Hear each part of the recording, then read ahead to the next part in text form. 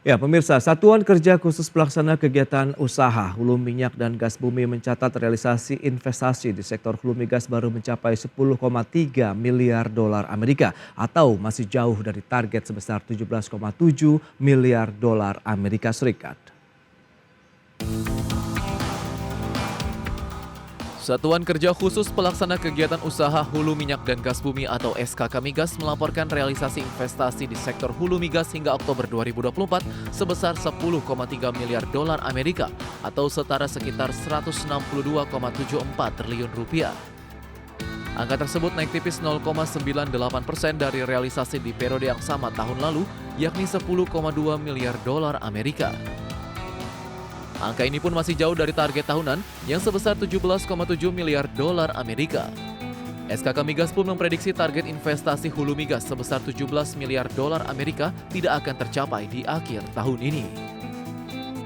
Kepala SKK Migas Joko Siswanto memprediksi realisasi investasi hulu migas sampai akhir tahun ini hanya sekitar 16 miliar dolar Amerika. Joko menjelaskan, salah satu penyebab tidak tercapainya target investasi hulu migas tahun ini adalah karena adanya kendala pada tingkat komponen dalam negeri atau TKDN. Selain itu, SKK Migas juga mencatat sejumlah tantangan bagi sektor hulu migas tahun ini, antara lain terkait safety stand-down pada aktivitas pengaboran hingga hambatan cuaca seperti banjir. Joko mengaku SKK Migas terus berupaya memitigasi kendala yang dihadapi untuk mendorong investasi di sektor hulu migas. Berbagai sumber IDX Channel. Ya, pemirsa, untuk membahas tema kita kali ini, strategi memaksimalkan realisasi investasi hulu migas. Kita sudah tersambung melalui Zoom bersama dengan Bapak Satya Widyayuda. Beliau adalah anggota Dewan Energi Nasional periode 2020 sampai dengan 2024. Halo, apa kabar Pak Satya? Baik, apa kabar Mas? Kabar baik. Sehat semua. Terima kasih atas waktu yang disempatkan juga Pak Satya, dan sudah bergabung juga Pak Mustiko Saleh, Ketua Umum Aspermigas. Halo Pak Mustiko, apa kabar? Halo, baik, terima kasih. Baik, terima kasih juga atas waktu yang disempatkan Pak Mustiko. Sebelum membahas lebih jauh, mungkin bisa update terlebih dahulu nih Pak Mustiko dari Aspermigas terkait dengan iklim industri pertambangan saat ini, khususnya di sektor hulu migas itu sudah di dalam posisi yang seperti apa nih Pak Mustiko? Oke, baik. Jadi saya dari sisi legal dulu. Ya. Bahwa sekarang ini kegiatan migas itu tidak berundang-undang, nggak ada legalnya. Kenapa? Sejak tahun 2004 itu Pak Jimli Asidiki sudah melihat itu, kemudian pada 2012 itu Pak Mahfud sudah membubarkan BP Gas. Kemudian Pak SBY dengan Perpres nomor 99 2013 itu membuat SKK Migas. Kalau kita lihat di situ yang menjadi persoalan itu kuasa pertambangan itu di mana begitu ya. Dan itu yang terjadi adalah bahwa kita lihat Perpres itu isinya yang mengatakan bahwa presiden adalah pimpinan tertinggi dari presiden. Kemudian juga yang dijadikan basis adalah Undang-Undang nomor 22 tahun 2001 yang sudah diabolisi oleh Pak Jimli Asidiki dan juga Pak Mahfud.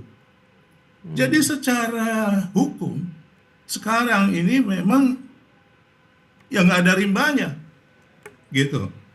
Bahkan kemarin itu pada 2024 di DPR kami diundang dan kami mengatakan mengomentari RUU yang dibuat oleh DPR ini adalah persis seperti SOP. Jadi silakan saja kalau mau dikeluarkan, namun ternyata tidak dikeluarkan oleh Badan Legislasi oleh DPR. Jadi ini Anda supaya tahu bahwa usaha migas di Indonesia at this moment itu nggak ada basis legalnya. Itu poinnya. Wow, oke, menarik nih. Pak Satya, apa yang bisa Anda tanggapi begitu dengan statement yang sudah disampaikan Aspermigas begitu? Anda melihat bagaimana ya tadi belum ada payung hukum yang cukup kuat begitu Anda melihat terkait dengan iklim industri migas kita begitu saat ini? Iya betul, yang disampaikan oleh Pak Mustiko tidak salah karena memang itu sebuah rancangan undang-undang yang kita tunggu pengesahannya. Dan semenjak saya waktu di parlemen tahun 2009, Oke. ya di mana itu sudah dimulai dilakukan pembahasan, ternyata molor hingga sekarang sudah lebih dari hampir 15 tahun lebih ya, mengenai RUU Migas itu masih belum juga bisa disahkan. Saya pikir itu menjadi satu PR yang harus diselesaikan oleh pemerintah ya saat ini, dan saya yakin ya karena dalam beberapa kali pertemuan dan rapat bahwa keinginan daripada pemerintahan baru saat ini untuk segera menyelesaikan RUU Migas tentunya bersama dengan DPR RI.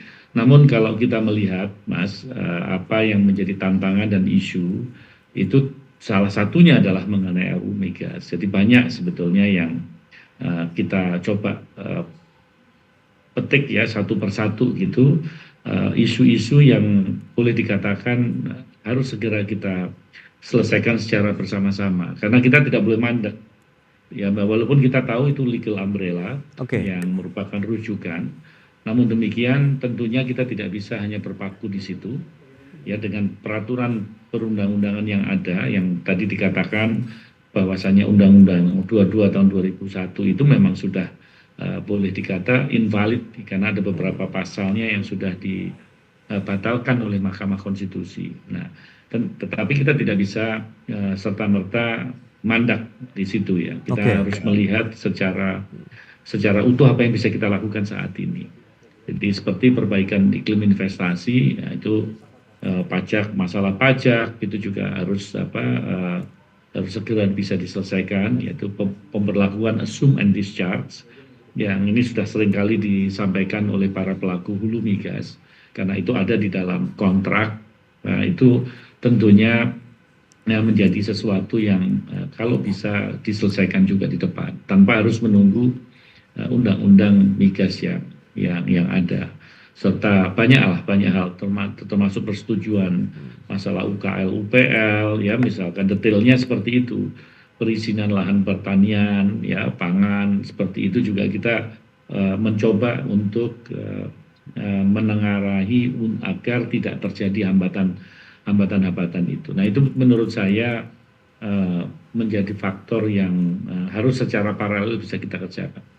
Baik. Nah, Pak Mustiko, berarti dengan kondisi yang ada saat ini begitu, bagaimana kita bisa membangun iklim investasi migas yang masih cukup oke sambil kita juga meningkatkan atau memaksimalkan realisasi investasi kita di sektor migas. Mengingat ini kan juga masih menjadi tantangan dari pemerintah dengan target yang terus juga diberikan begitu oleh pemerintah sendiri, Pak Mustiko.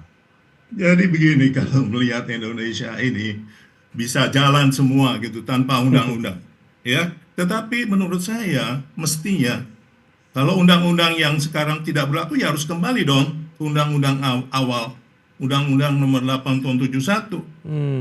Ya harus kembali ke sana mestinya. Tetapi ya mau ngomong apa? Kalau yang pegang negara kesatuan Republik Indonesia atau pemerintahan ini ya seperti ini saat ini ya. Sudah lebih dari 15 tahun persis, betul tambah menurut saya sekarang 2024 20 tahun. Bayangkan itu seperti itu. Kuasa pertambangan dan kuasa usaha pertambangannya sampai sekarang aja jadi ricuh terus. Jadi namun Indonesia ini ya menurut saya ya hebat lah. Semua bisa berjalan tanpa hukum, begitu. Jadi hukum yang mana? Jadi kalau ada terjadi satu dispute, ya ini akan bahaya. Tapi selama ini saya tidak melihat seperti itu. Hanya saja di dalam rangka ini tadi untuk mengoptimalisasikan usaha migas ini, baik dari sektor pendanaan atau produksi, itu saya ini sudah hampir 3 tahun, 4 tahun lah ya berupaya untuk memperoleh namanya lapangan tua ya, yang menurut saya, menurut pengetahuan kami, kita bisa berbuat sesuatu di situ karena kami sangat berpengalaman di sana. Tapi saya juga sangat berharap kepada pemerintahan Pak Prabowo ini. Namun setelah saya melihat misalnya pimpinan Pertamina ini ya bukan orang minyak lagi gitu ya, saya juga pusing jadinya, aduh gimana ini ya. Jadi dari sisi itu kalau you lihat ini, misalkan ini saya punya punya slide ya. Hmm. Saya kirim ke Anda di sini. Udah sampai belum ke sana? Belum Halo? diterima, Pak. Ya. Tapi mungkin bisa Jadi disampaikan saja kelihatan gimana, Pak? Iya. ya di sini kalau you lihat ya, betapa usaha migas itu corat-marit ya.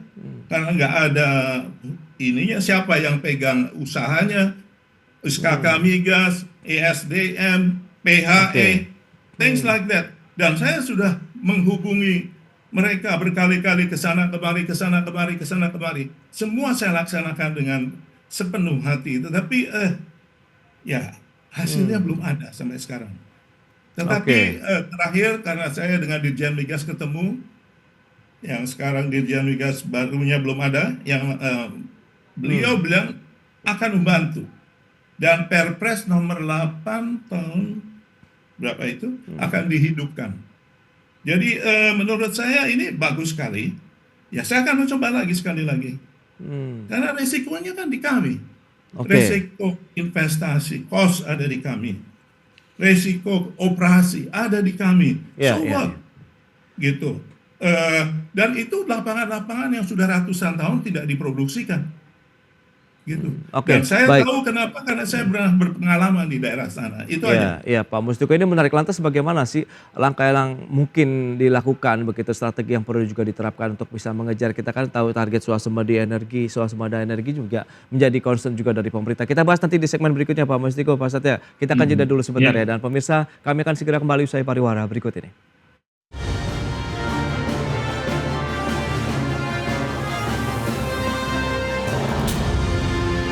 Ya, Anda masih menyaksikan Market Review. Pemirsa, berikut ini kami sampaikan data untuk Anda terkait dengan nilai investasi dari hulu migas. Di Indonesia kita akan cermati rentang dari tahun 2020 sampai dengan 2024. Memang dari sisi nilai investasi hulu migas kita cenderung naik begitu, dari 10,5 miliar dolar Amerika di tahun 2020, kemudian di tahun 2024 menjadi 16 miliar dolar Amerika, meskipun ada sedikit revisi begitu ya dari target dari nilai investasi kita. Berikutnya investasi eksplorasi hulu migas atau sumur dari tahun 2020 sampai dengan 2024 dari 28 meningkat menjadi 48 sumur eksplorasi di tahun 2024 begitu ya. Ini target sampai dengan akhir tahun, dan kita akan lanjutkan kembali perbincangan bersama dengan Bapak Mustika Saleh. Beliau adalah Ketua Umum dari Asper Migas, dan juga Pak Satya Yuda, anggota Dewan Energi Nasional 2020-2024. Baik.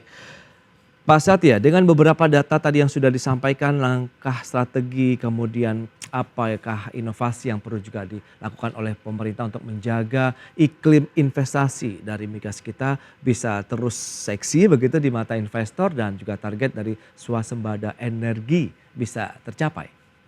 Iya, jadi kalau kita melihat ya apa yang dilakukan oleh pemerintah saat ini, saya yakin mereka mempunyai strategi jangka pendek dan juga jangka panjang. Oke.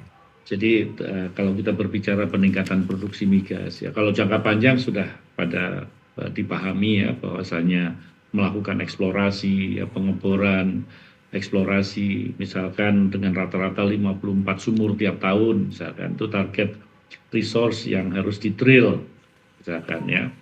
Nah, itu kita juga lakukan, tetapi itu jangka panjang. Oke. Jadi kita mencoba untuk menemukan lapangan-lapangan yang boleh dikata sebagai big fish, gitu, lapangan-lapangan baru dan besar.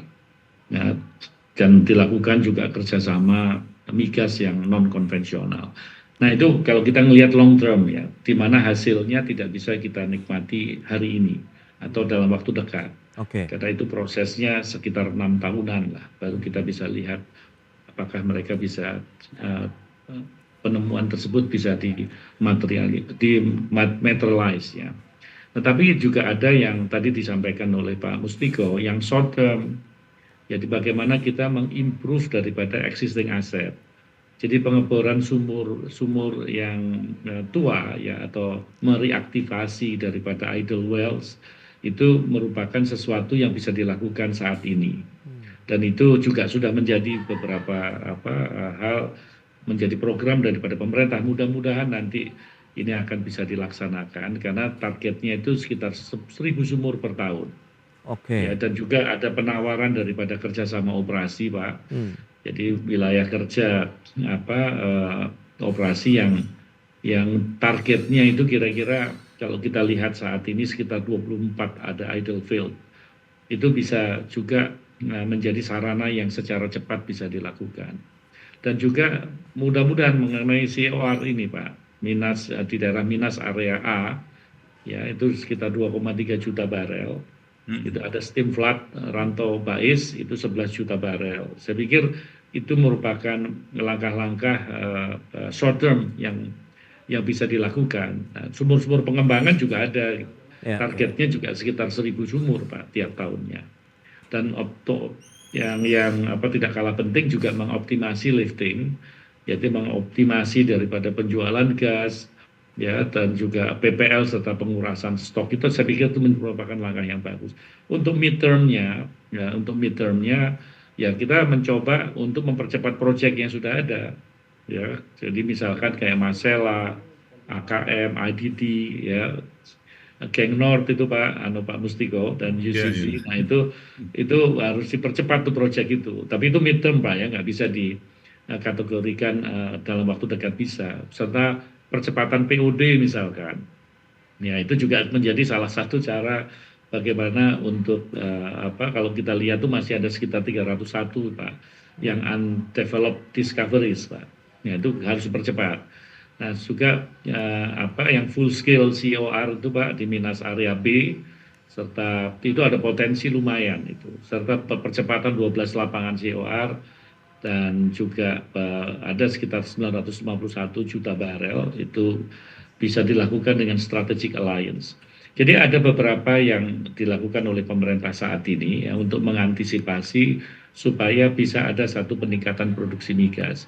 Jadi kalau kita berbicara hari ini yang berkontribusi besar itu kan Exxon Mobil Cepu sama yang ada di Rokan.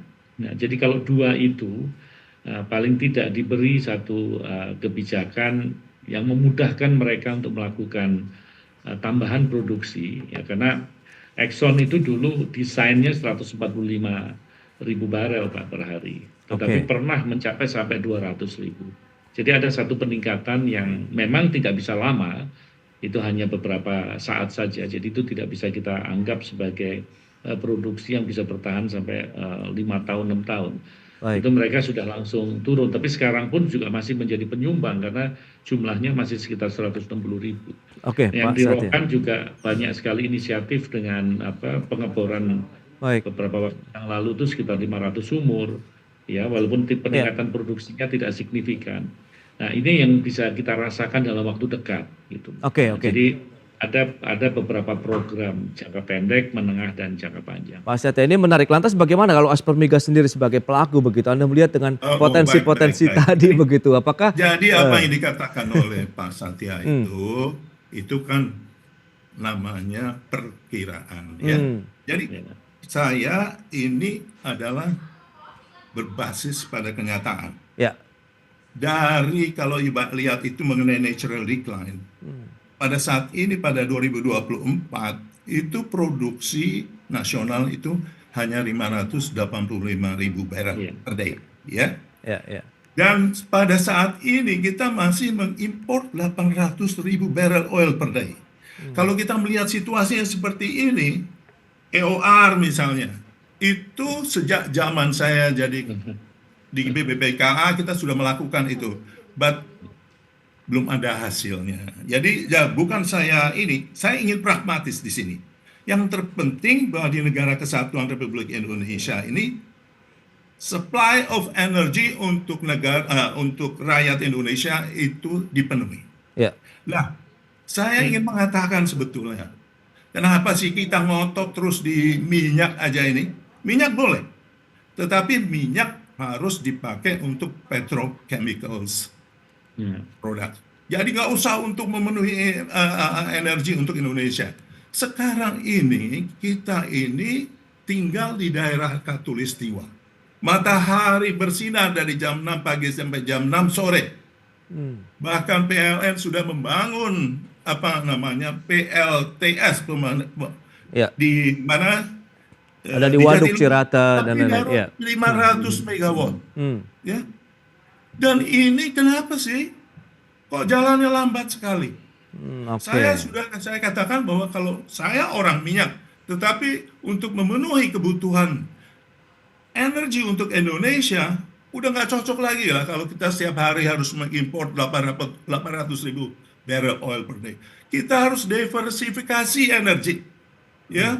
Itu PLTS lah yang paling murah. Tetapi saya melihat ini jalannya, waduh, Oke. perlahan. Why? Nah itu tadi saya lihat itu. Usaha migas itu banyak sekali yang terlibat di sana. Ya. Yang terus terang keterlibatan mereka itu justru menghambat. Oke. Nah, lantas apa yang diharapkan dari teman-teman Aspermigas begitu Pak Mustiko untuk melihat bagaimana Justru membangun kita iklim mengatakan investasi yang di baik? sini, ya, tolong untuk pekerjaan-pekerjaan yang mudah, Ya. mudah dalam arti kata, misalnya lapangan tua atau brownfield, Ya. itu mudah dong diberikan dan kasih waktu dia. Kalau 2 tahun dan nothing selesai, Nah, oke. itu dong. Kami sudah minta, sudah 3 tahun kami minta ini, tetapi ya belum dikasih. Bahkan sudah ada orang yang mau mendanai dan risiko pekerjaan juga sudah tahu kita. Itu seperti itu. Dan kemudian yang terpenting harus like spesialis tadi. Karena Undang-Undang Dasar 45 mengatakan bahwa yang namanya kuasa pertambangan, kuasa usaha pertambangan itu di tangan negara. Oke. Negara memberikan haknya untuk pelaksanaannya kepada BUMN. Di situ yang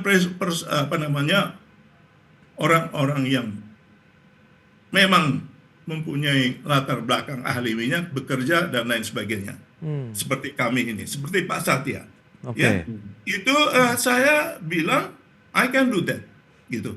Karena saya sudah berpengalaman, sudah hampir berapa puluh tahun ini saya di dunia perminyakan, dan saya masih bekerja di dunia perminyakan dengan semangat penuh. Tapi kembali, ini pemikiran pemerintah yang mau bahwa kita mempunyai daerah-daerah yang potensial minyak gitu ya, sedimentasi yang begitu banyak, tapi ternyata sedimentasi itu yang dikejar sekarang adalah di timur Indonesia dan di barat Indonesia, ya. Masela misalnya, waduh, ya itu pun membutuhkan yang namanya prasarana dan sarana untuk bisa disampaikan menjadi satu bentuk energi gas buat rakyat Indonesia, dan mungkin ada juga kondensatnya di situ. Baik, Pak Mustiko. Ya, jadi ini itu mindset daripada kita ini harus sudah mulai berubah. Nggak mungkin bertahan dengan minyak lagi. Oke, itu dia yang memang menjadi fokus dari pemerintah, bagaimana pengembangan energi fosil harus bisa seiring sejalan dengan energi terbarukan begitu ya Pak Mustiko ya. Baik, ini sayang sekali waktu terbatas, mungkin lain waktu kita akan lanjutkan kembali ini diskusi kita kali ini Pak Satya, Pak Mustiko. Terima kasih banyak atas waktu sharing yang sudah Anda sampaikan kepada pemirsa pada hari ini. Selamat melanjutkan aktivitas Anda kembali, salam sehat Pak Mustiko. Pak Satya. Terima kasih. Ya. Terima kasih. Baik pemirsa, 1 jam sudah saya menemani Anda dalam market review dan perbaharui terus informasi Anda hanya di IDX Channel. Your trustworthy and comprehensive investment reference. Karena urusan masa depan harus terdepan. Aku investor saham. Ya saya, Prasetyo Wibowo beserta seluruh kerabat kerja yang bertugas pamit undur diri. Terima kasih, sampai jumpa.